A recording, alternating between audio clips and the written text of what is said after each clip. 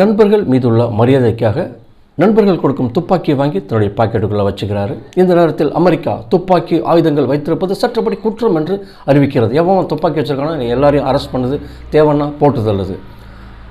ஒரு துப்பாக்கியும் ஆயுதமும் வீரனுக்கு அழகில்லைன்னு சொல்லிட்டு தூக்கி எறிகிறார் ஃபிடல் காஸ்ட்ரோ. இப்பொழுது 1930 ரஃபேல் ட்ருஜில்லோ மோலினா ஒரு சாதாரண சிப்பாயாக தன்னுடைய வாழ்க்கையை ஆரம்பித்தவர். இவர் எந்தவித எதிர்ப்பும் இல்லாமல் டொமினிக்கனுடைய ஜனாதிபதியாக மாறுறாரு. இவர் ஜனாதிபதியாக மாறின உடனே ஒரு பெரிய அறிவிப்பை வெளியிடுகிறார். அதாவது, நாடு கடத்தப்பட்ட கம்யூனிஸ்டுகள் எல்லாம் திரண்டு வாருங்கள், உங்களுக்கு மன்னிப்பு வழங்குகிறேன் அப்படின்ட்டு. கம்யூனிஸ்டுகள் சந்தோஷமாக மகிழ்ச்சியாக எல்லோரும் ஓடி வருகிறார்கள். எல்லோரையும் சுட்டு கொலை செய்கிறார். மிகப்பெரிய புரட்சி வெடிக்கிறது, போராட்டங்கள் வெடிக்கிறது, குழுக்களாக ஆங்காங்கே போராட்டங்களாக வெடிக்கிறது. ஃபிடல் காஸ்ட்ரோ கவனிக்கிறார், ஒரு தலைமை இல்லாத போராட்டமாக இருக்கிறது, இது எது போன்று மாறப்போகிறதோ என்று கவலை கொள்கிறார். ஆனால் வேறு வழியில்லை, இவரும் ஆயுதங்களை எடுத்துக்கொண்டு போராட்டத்துக்கு